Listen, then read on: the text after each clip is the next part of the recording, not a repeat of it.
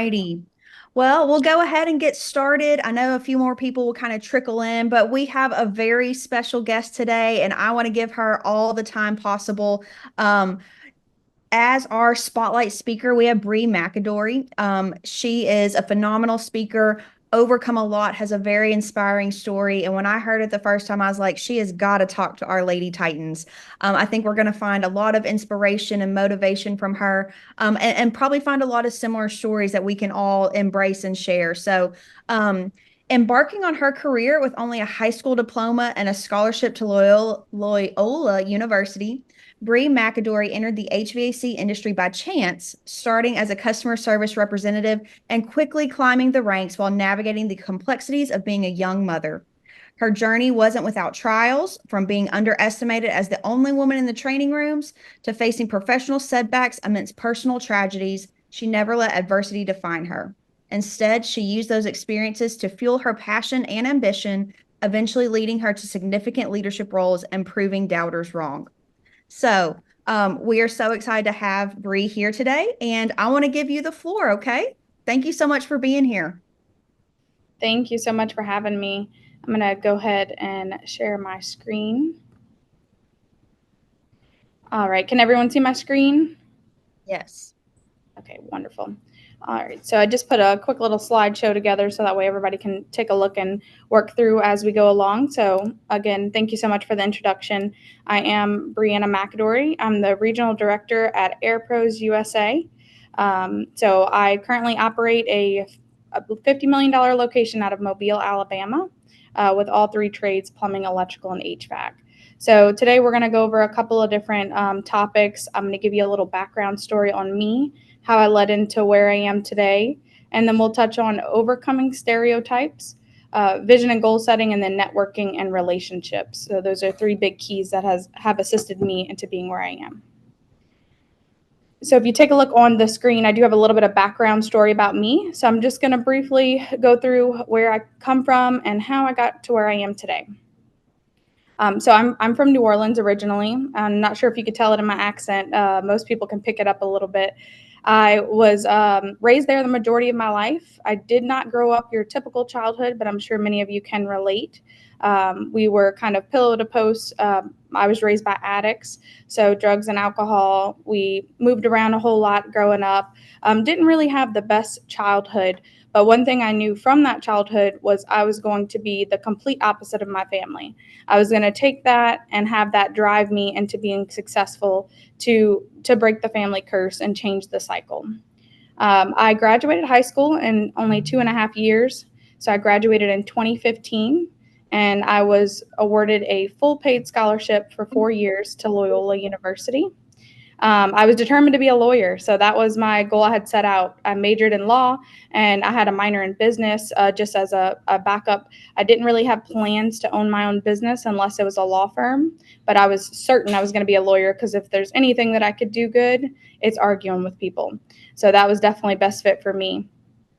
Obviously, when I was in school, I was going to have to be able to have a job to pay bills because I did move out at 15. So shortly before graduating, I moved out on my own. I couldn't continue living the lifestyle I was living if I was going to overcome the home that I had come from.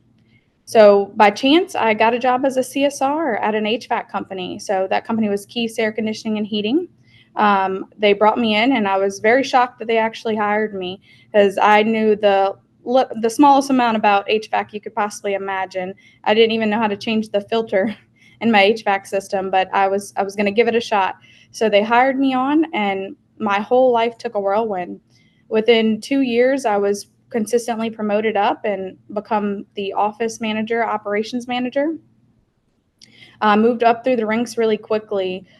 So you don't have to be born into this trade. You can just come into this trade as long as you put your all into it. That's what I did. I tend to have a very addictive personality, and I chose my work. So it was a huge passion for me. I learned everything I possibly could about the trade and what I can do to build the business up. When I came into the business, we were a $3.5 million business. And within 3.5 years of me moving through the ranks, we joined Nexstar, and I implemented every process I could possibly think of to improve the business, which grew us to 28 million.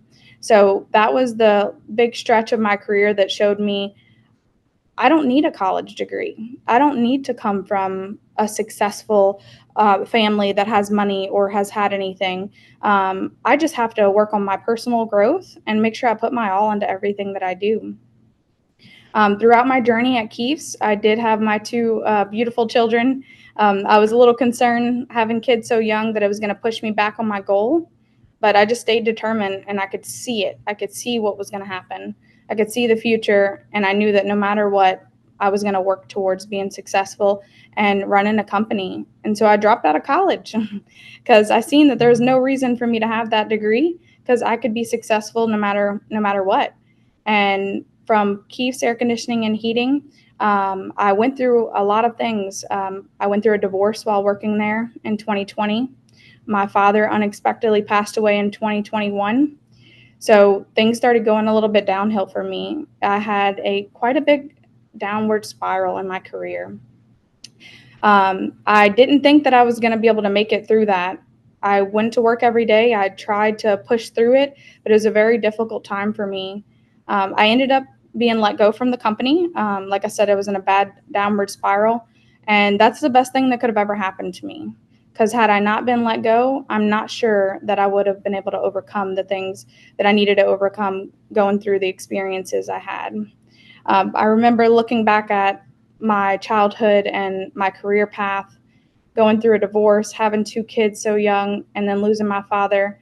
And I kind of went through a spot where I felt like all the odds were against me. And losing my job is actually what turned that around for me.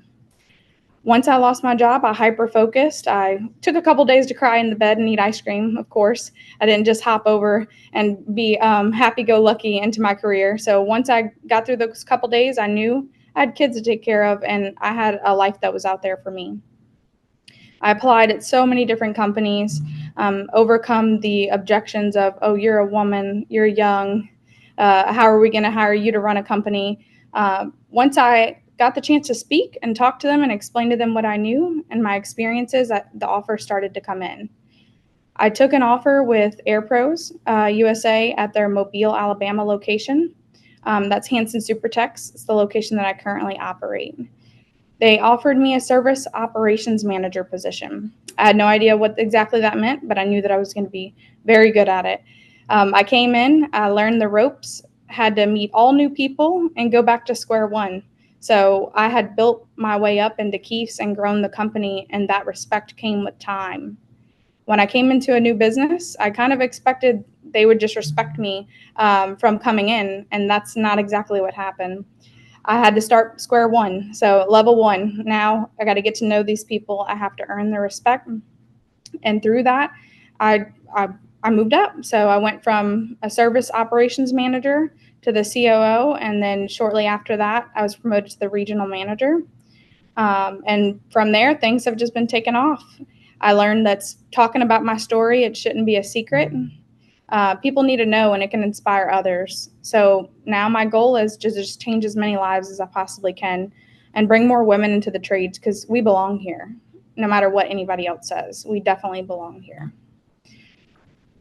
So that's a little bit about me. I'm going to go through a couple of things that have helped me get to where I am today. What I have now on the screen, this is the two biggest things that have helped me overcome a lot of the challenges and advance my career. So as you know from my story, I started in the HVAC industry at a very young age. I was only 17. In order to climb those ranks, I did a lot of work, a lot of personal growth that most people don't have to do at that age. They should do, but they don't have to do. So the two biggest things that I did to set goals and vision expectations were a 90-day plan and a vision board. I still to this day do a vision board every single year, and I do a 90-day plan every 90 days. So with the 90-day plan, I have it here on the screen. I have 4 key initiatives and accomplishments that I'll label out. These are 4 rocks, is what I essentially call them. I've taken this technique from Nexstar. They push something very, very similar to this, which is huge because a goal without a plan is just a wish. So if you're just thinking you're going to have a goal, you don't have a plan in place to actually achieve that goal, you might get lucky and achieve it, but that's definitely not the best practice to take. If it's written, it's real. I do this myself. I do this with my leadership team. We do this for the company. I do this in every aspect of my life, personal and professional. Your 4 rocks that are the key initiatives at the top should be big accomplishments that it's going to take you over this 90 days. And that's your 4 big goals. So whether that be personal or professional, what are 4 big goals that you need to accomplish? And make sure that you have a metric tied to them. Make sure there's some kind of number tied to them. So if you want to improve your turnover percentage, if you're in the trade world and you want to increase your turnover percentage on jobs, so if you run 50 calls and you're only turning over 5 calls, and that's a 10% marker, typically businesses focus on a 30% turnover rate. So don't just put down as a rock, I want to improve my turnover percentage. What do you want to improve that to? So if you're currently at 10% turnover percentage, you should put improve turnover percentage by X amount. Each rock should have a key goal of what you're doing and a metric tied to it. Because if you just want to improve it, yes, you may improve it, but is that actually the goal that you're looking for? Are you reaching your maximum potential by doing so? Once you list your 4 key initiatives of what you're looking to focus on the next 90 days, you're then going to break those down. So you're going to break those down into each month. So I put 4 categories into each month. What are you going to do in each month over the next 3 months to get you closer to that goal? Are you going to implement a training on said turnover process? Are you going to implement KPI reviews with all of your technicians and your managers every week? How are you going to accomplish that goal? And you're going to list that out into each individual month. Now, once this is done, this is no secret, so you can't just keep it to yourself. This should be posted in a local area where multiple people can see. Send it out to your leadership team, send it out to your coworkers, post them publicly, so that way other people can help hold you accountable. Because if you do not have an actual set plan written down and you're following along it, you're only going to get lucky if you achieve those goals. This is a huge career piece changer for me once I implemented this. Along with that, again, I do my vision board. So I do a vision board every year. So you can do a vision board every month, every couple of months. Every month we'll be pushing it because I like to set long-term goals. You really want to focus on long-term goals with your vision board. So if you take a look, I listed this vision board. This one means the most to me. This is the first vision board that I actually sat down and did. This is when I started it. So I'm 4 years into the vision boards now. On this vision board, I had rental properties up at the top. I had some different quotes about discipline, making sure that I improve on my health and I get more active, open a 401k. Obviously, during this time, I was going through a divorce, so I have a happy family here. I have financial freedom. I have beach because I absolutely love the beach. I have a new house because I really wanted to move into a new house that was more space for me and my family. I have multiple different goals on here as well as a car. So personal and business goals, I set this aside. And I have 2 young children, and we've done this every year since my son was 2. So we do this regularly. I have them do it. Theirs usually have like McDonald's or, a Disney World, a little vacation they want to do. I involve them in everything that I do with the business. So that way they understand why I work so much and they understand how to set your goals. What are you going to do every year? Now that they're getting older, they may put something about school, like my son will do, I want to get straight A's. We'll cut little magazines and do some printouts. It's something really interactive that you can do with your family and also help you with your personal and professional growth. So I'm going to show you how much this works. I make this vision board. I look at it. I keep it posted up in my room, so that way I can look at it every single day, and things come to light whenever you write things down and you focus on them. So I will show you a couple of things. So this is after I did that vision board. So over the course of 2 years, I bought the new house that I wanted to buy. I actually ended up getting the exact car and didn't even realize it was the exact car on my vision board until after I purchased it. I got the happy family that I always wanted. I grew the business, came on board a phenomenal business that I absolutely love and hold near dear to my heart.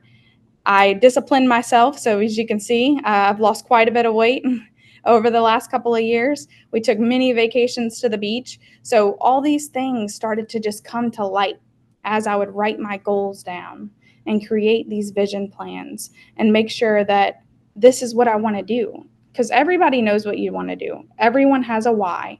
Just take some time and really think about it and put it into plan, because the only way that you're ever going to achieve this is if you actually write it down, put it into plan, and practice it every single day.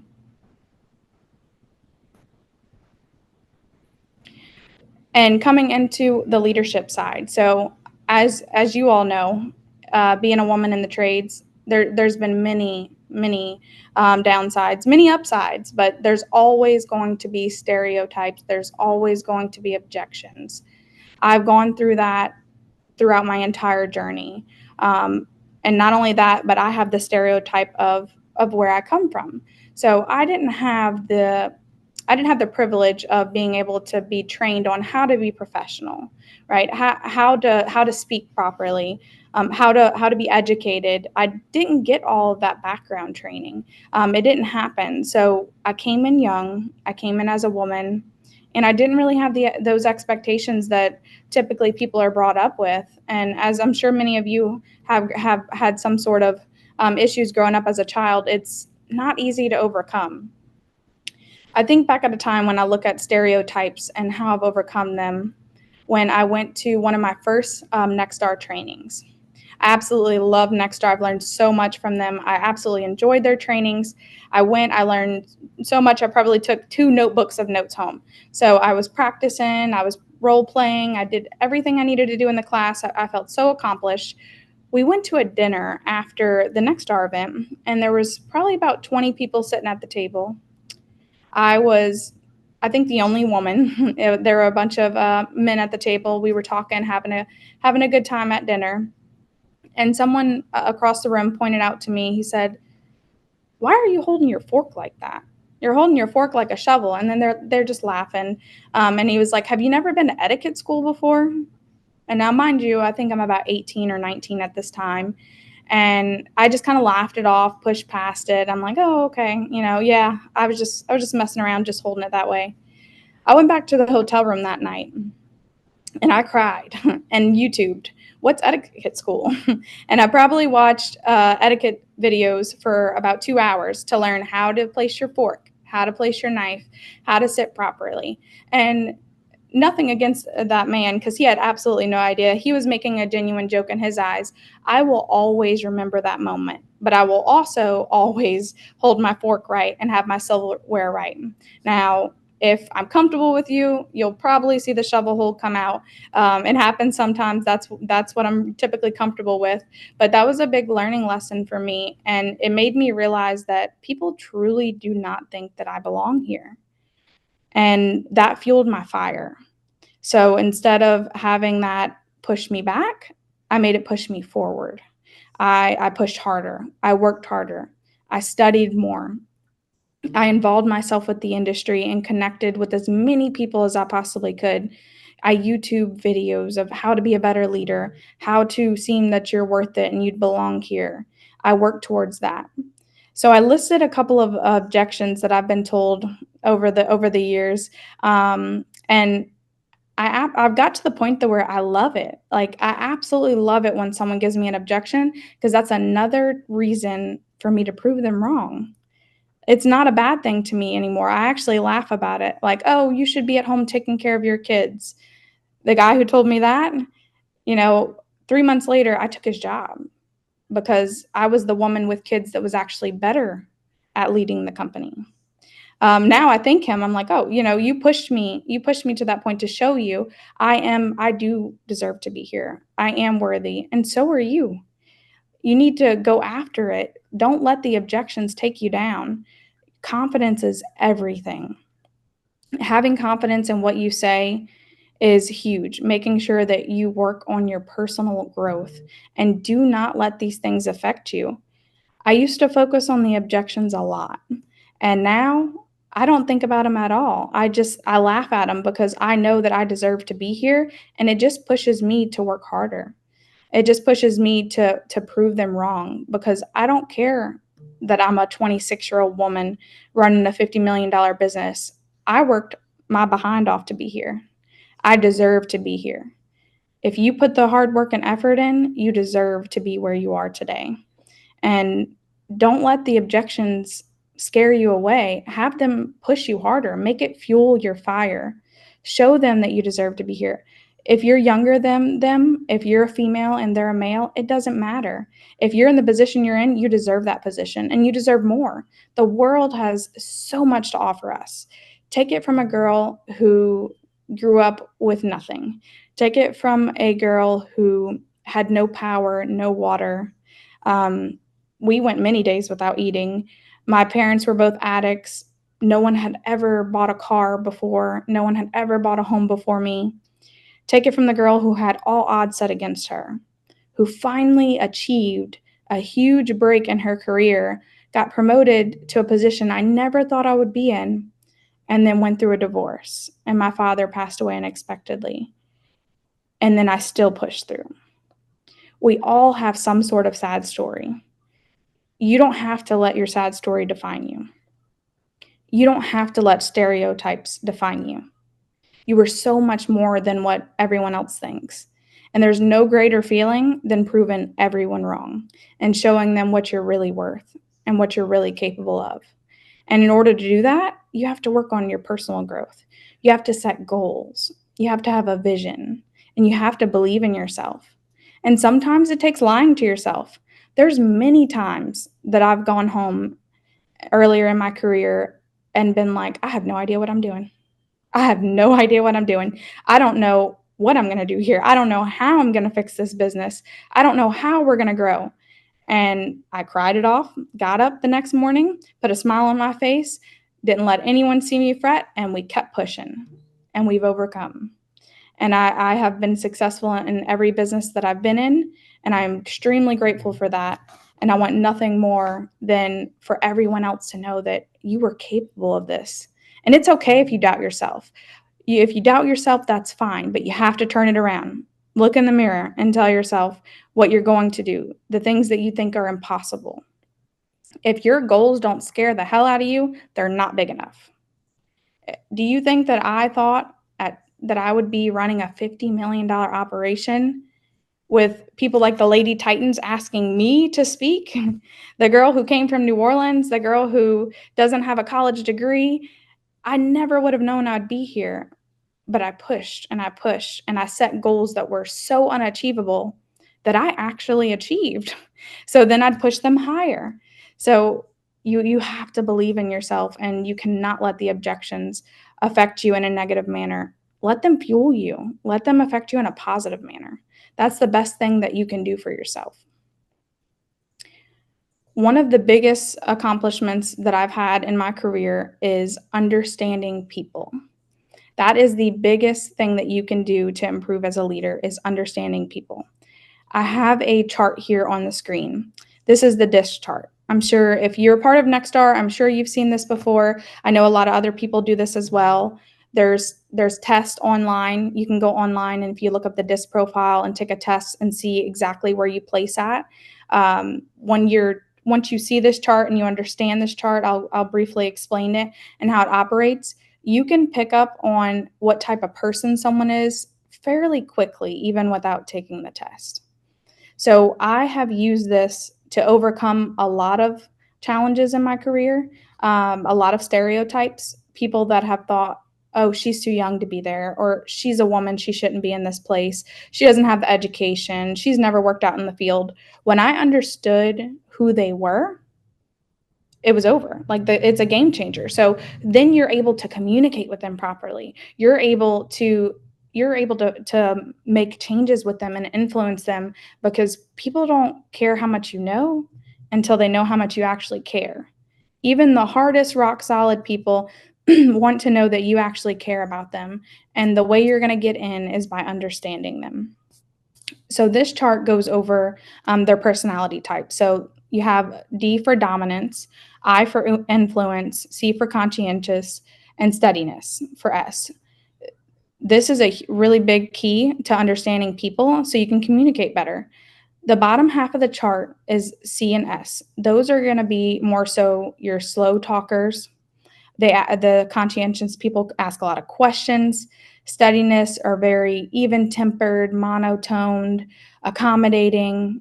These people are people pleasers. When you go to the top of the chart, your D's and your I's, majority of your D's and I's are going to be leaders. They're going to be very dominant. They're going to be very influential. They'll be outgoing, lively. They're going to talk very fast. They're very action oriented. So the point of this chart is to understand how to communicate with them and how to get the best results, and for them to respect you and understand that you can communicate properly and that you can guide them in the right place. So if you're communicating with someone who's on a DI scale, they talk fast, they're very action oriented, they're task oriented. Those are the people that you want to make sure that you have. Okay, this is the task, this is why. Make sure you're straight to the point and communicating properly with them, so that way they feel that you've connected with them, and that's going to ensure that they want to follow you. Then you're going to be very influential to them because now you're communicating to them at their scale. On the CS side, they're going to ask a lot of questions. They're going to be very calm, monotone. They're going to want things to be precise. They want to know the why behind things. They're more people oriented. They're more caring. They care about people, not so much task as the DIs care about. This chart was a huge game changer for me in my career. Back when I was an office manager, I had a dispatcher that worked for me, and I was about to let her go. We've had a lot of I had a lot of issues with her. It's like she wasn't following directions right. She couldn't. It's like she never understood what I would say. She didn't comprehend things very well. We had trained and trained. I'd worked with her for probably about a year, and I had enough. I had enough. It's like there was nothing I could do or say to actually get through to her. When I went to training and learned this DISC profile, and I took the test. By the way, I'm a very strong DI, if you can't tell. I took the test to see how I am and understood how people communicate. She was a strong C.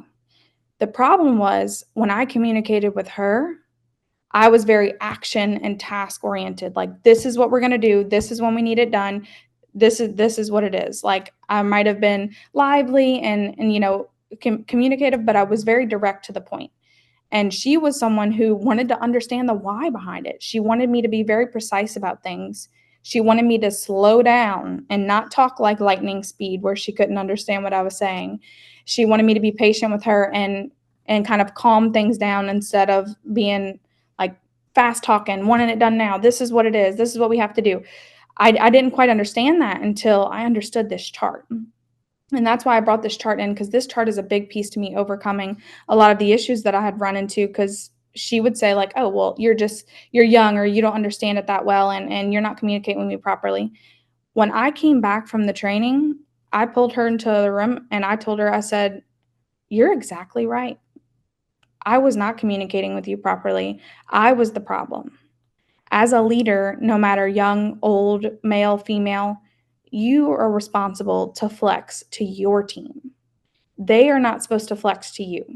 And what I mean by that is, if you're a strong, dominant, direct person, that doesn't mean that that's how you communicate with every person that you encounter.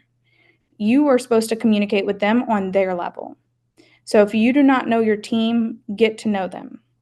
Take a picture of this chart. Shoot me a message. I'll put over my contact information. We can chat about it to talk about who they are and how they are. A lot of times it's not the employee, and it hurts to say sometimes, but it's us. It's the leaders. We're not communicating right. We're not connecting with our people. It's our job to flex to our people. It's not their job to flex to us.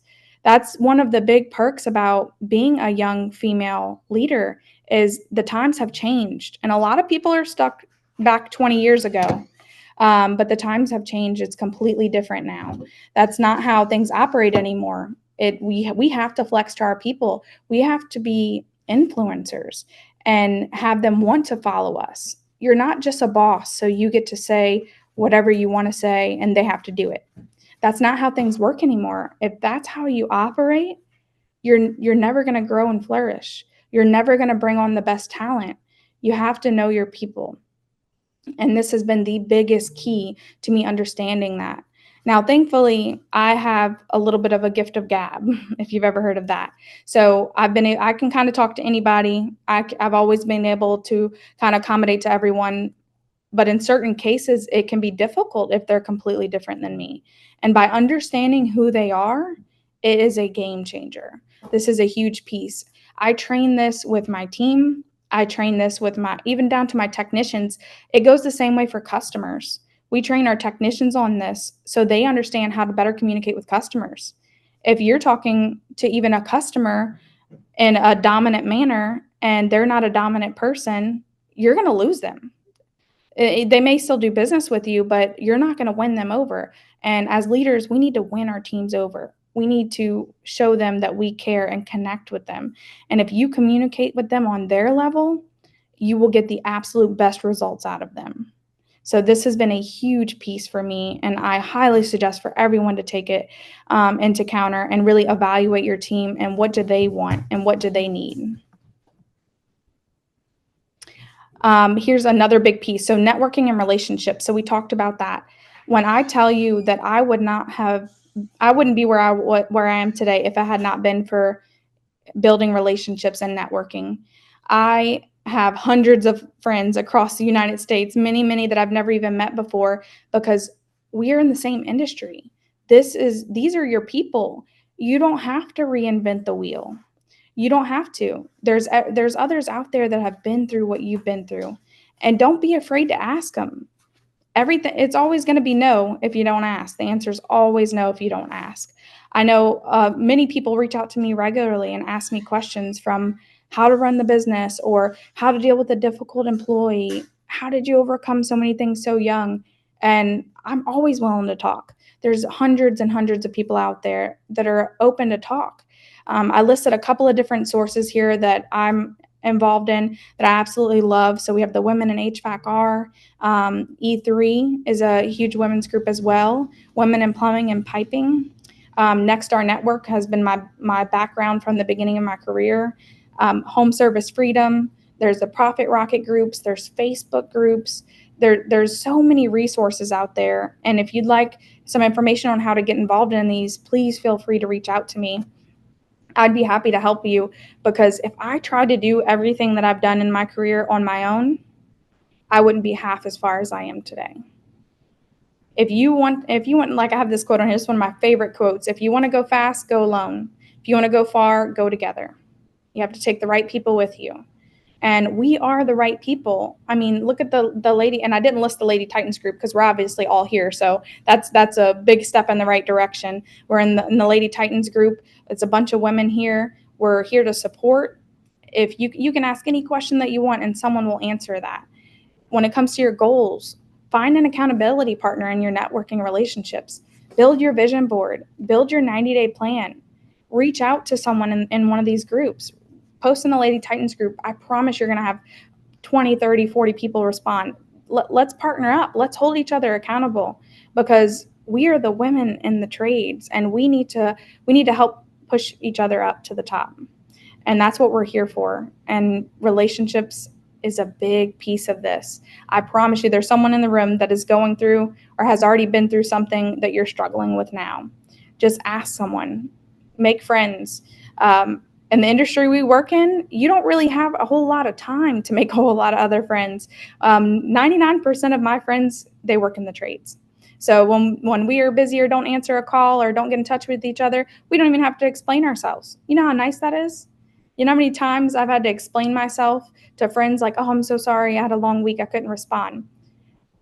Surrounding myself with the women and the leaders in this industry that are doing the same thing that I do, not only are they helping build me up, but they're more understanding because they do the same thing that you do. And I wouldn't be where I am today if it wouldn't be for the mentors that I've had throughout my career and the women in the trades, the leaders in the trades, Nexstar. You don't have to do it alone. If you do it alone, not only is it lonely, but it's a lot harder. There's many resources out here that you can join and be a part of, and that would be happy to take you. I know I am. Please reach out if you ever need anything. So I do have my contact information on here.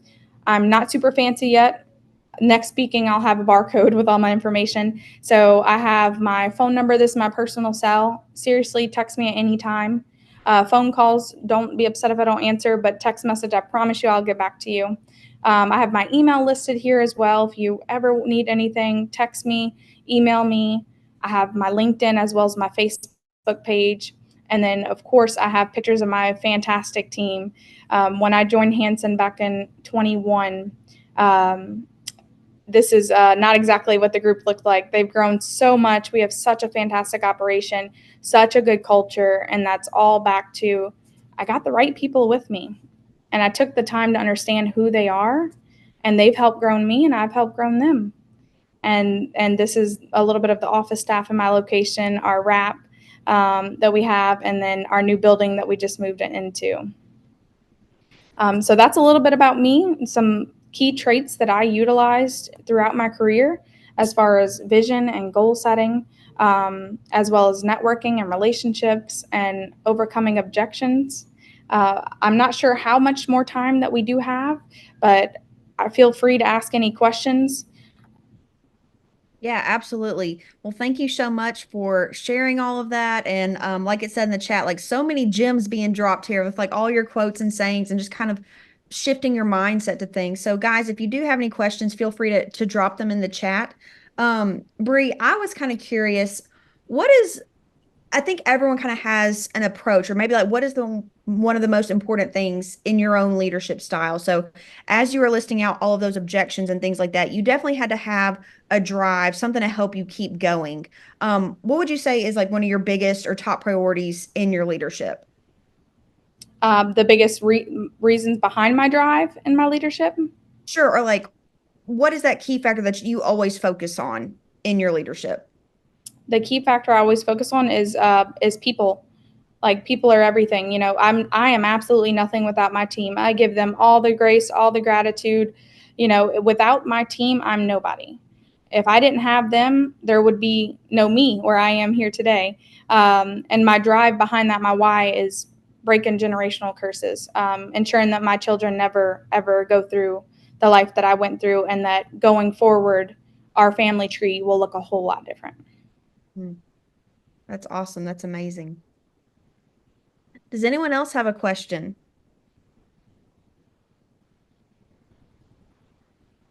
Anybody find some things that are like, yes, I can definitely relate to that.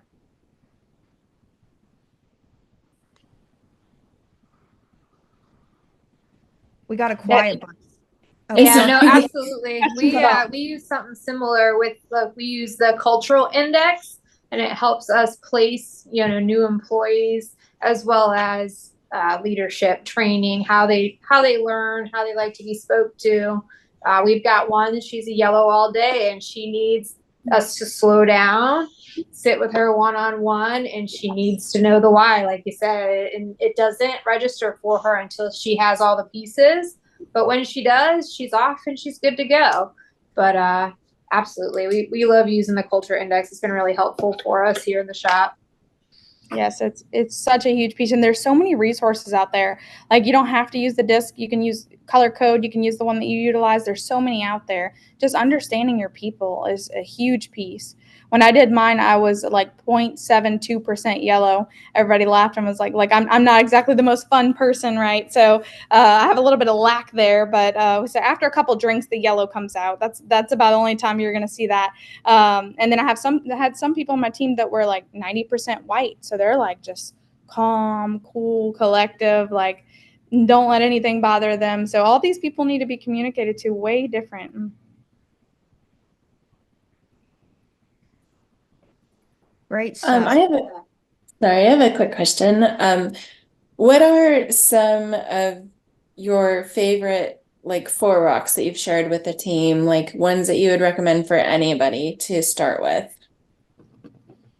So I always recommend before you build the 90-day plan, when it's focused on the business, to have a level 10 with your leadership team. Even if the leadership team is just yourself, take some time, look through the business. Where are the lacks? Take a look at your KPIs. Take a look at your culture. Are people happy to come to work? Do they enjoy what they do? Take a look at the communication in the company. And from there, you can build upon that. So I'll give you some examples. Our last 90-day rocks that we had for the company, one big one for us was turnover percentage. That's why I use that. So we were at 18% turnover percentage consistently for a couple of months. It's like we had hit a hard spot. So that was a big rock for us. And that was 3 months ago. And we've consistently been hitting 38%. So, and the goal was we need to hit 30%. That's our KPI is 30%. And we've consistently been 38% for our turnovers. Another big key rock for us was our culture. About 8 months ago, probably about a year ago, we had a huge change. So I operate a business that was an acquisition company. So acquisitions are never fun. It's a big culture shock. Like everyone's scared and nervous and you got to tie things in. I'm new, different area. So a big rock for us was to implement employee events to improve our culture. And what really was improve our culture. And that's not really a big metric to it. The metric is kind of like, let's have a happy team. Let's have people that actually want to come to work. And a couple of our action items were we implemented the first ever employee events. We did Christmas party, employee appreciation party. We had team parties where we did like random gift card giveaways. We made sure that we did random surveys, anonymous surveys. We do that every quarter.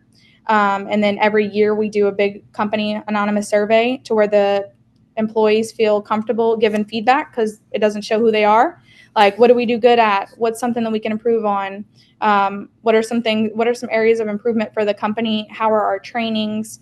So on and so forth. And that really helped us take our culture to the next level. So now we have a phenomenal culture, and that was a big piece. So those are two big key rocks that we utilized. That's awesome. Lauren, I see you have your hand raised. Yeah, I actually have a question about the surveys. It's one of the things that we're trying to put into place here. And maybe you're in a position where you can just implement things and implement change once you get that feedback. But if that's not the case, or even if it is and you have advice, how would you recommend, once you've digested all of that survey feedback and you can see a pattern or you can see something that maybe should be addressed, how do you recommend bringing that to the people that would need to bless it basically into reality, and to get them to see the value in it? So I deal with a little bit of both. So, right, I'm a part of an acquisition company. So I can probably make 99% of the changes, but there's a couple of changes that sometimes you just can't make. So they have to be brought up to, the president, the owner, CEO, all that good stuff. So I take the anonymous survey and we compile it, and it's in volumes, right? So when you have a big complaint in volumes, like that speaks a lot. That's a big way to push it. So I concise the report to where it's not something everyone doesn't feel like looking through to see what the big issues. I'll attach the report and have key bullet points of these are the areas of improvement that is coming from our team. These are some suggestions that I have. Just so that way, in case you wanted any of my ideas, because a lot of times people understand they need to make change, but they don't want to think about what do they need to change it to. So I'd make multiple suggestions as to what would you suggest be the resolution, and make sure that the entire executive team is involved, whoever you directly report to. And if there's someone else alongside him that would, or her, that would be helpful, include them as well. So obviously don't just jump chain of commands, but one step at a time. That's how I would personally do it. That's how I've done it in the past, and I've been super successful with making changes that didn't seem like big problems until we actually did an anonymous survey, and it was an issue. Yeah, I mean, I feel like a survey could be a potential double-edged sword. If you take the time to get feedback from everyone, but then don't do anything with it, that's almost like insult to injury, because now people have voiced their concern, but nothing's happened. So I feel like it's a slippery slope.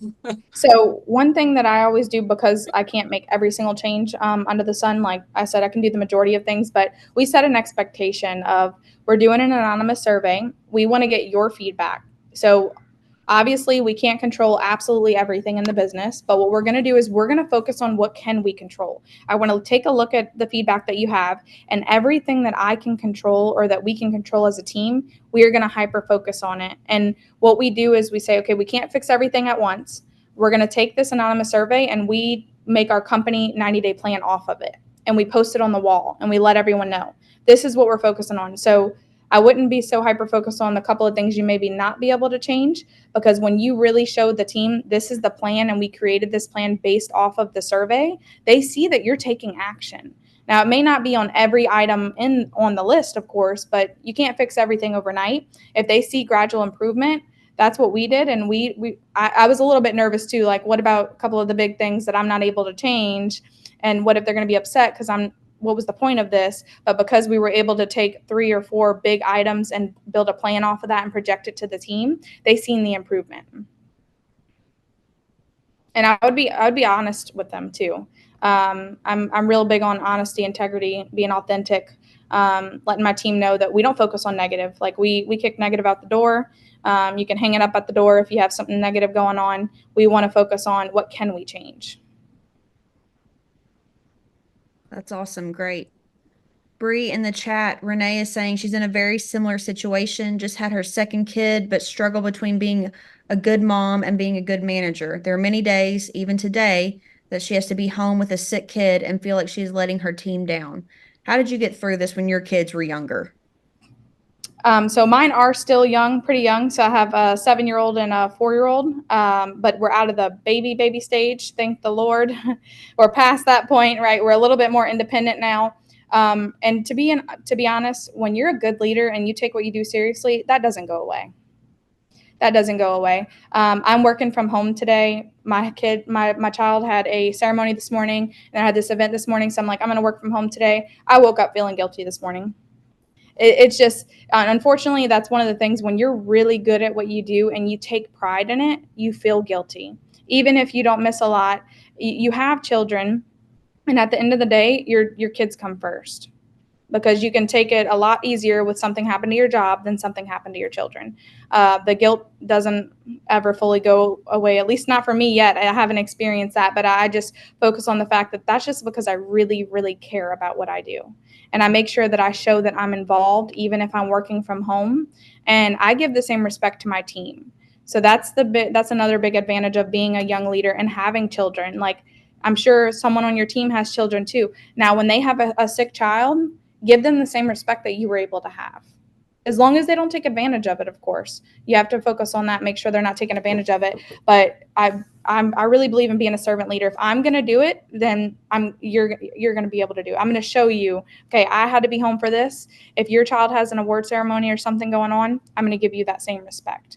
And I think that that's what kind of bridges that gap. Because I talked to my team about it. Like, I've said it before, like, oh, I got to work from home this week. Like 2 days this week, I feel so bad.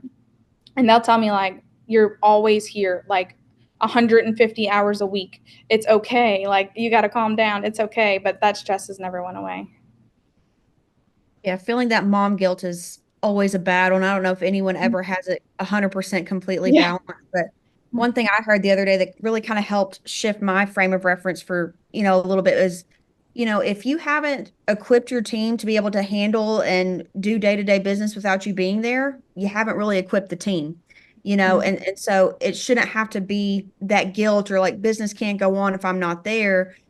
How can you somewhat dig your well before you're thirsty? How can you invest in your team, empowering them to make decisions and act on their own? So when you do have to have the sick kid, when you do have to go on vacation, or whatever, you can fully relax and stuff because you have a team that can handle it. Kind of hearing that, it just helped me put a different frame of mind reference of not having to feel guilty for leaving the team, leaving the team. Yes, I 100% agree with that. No, a lot of people are saying in the chat, yeah, feeling that mom guilt, and even in their late teenage years, there's still that struggle. Working remote days can help the team and help still know that you support them, and being able to be a little flexible with your own kids. That's all good stuff. All right. Any other questions or thoughts for Bree?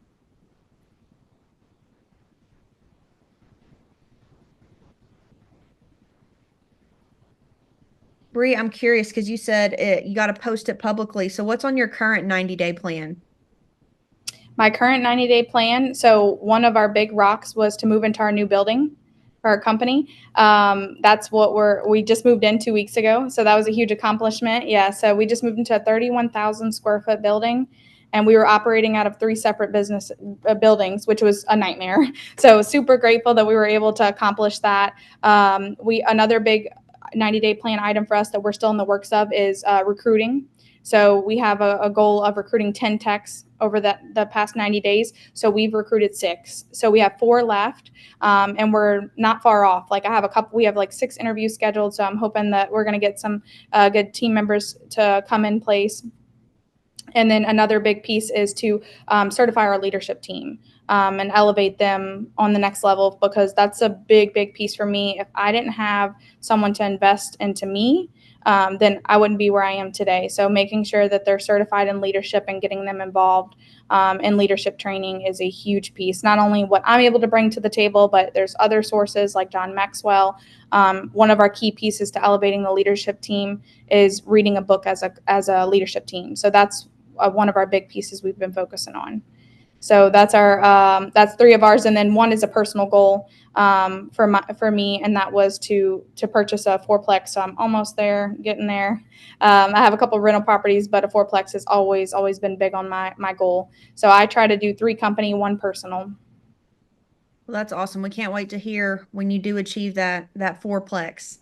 Yes, me too. Thank you. Let interest rates go down. Jen asked a great question. How do you decide what should be on your 90-day plan? She struggles having so many things, all the things on there. How do you narrow it down to just those 4?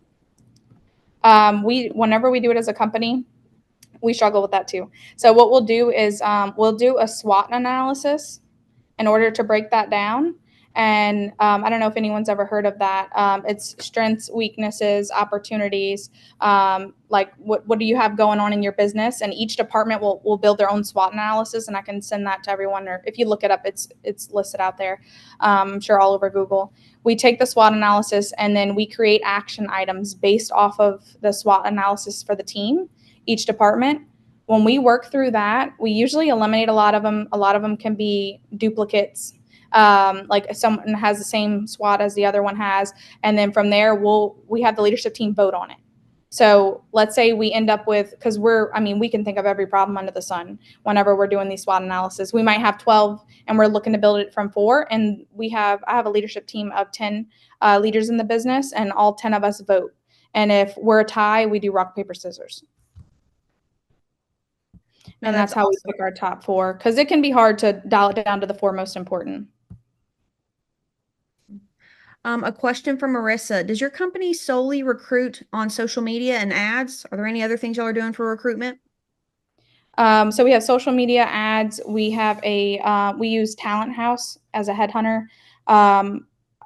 We do a couple of creative things. So our marketing team does geofencing. We geofence some of the businesses in the area, some of the vendors, so every time they walk into work, they get an ad pop up that we're hiring with all these great benefits.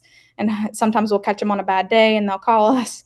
So we do that. We have a couple of like odd recruiting ways. I have some relationships with like the gas stations in the area. I'm like, hey, here's some flyers if you don't mind passing them out.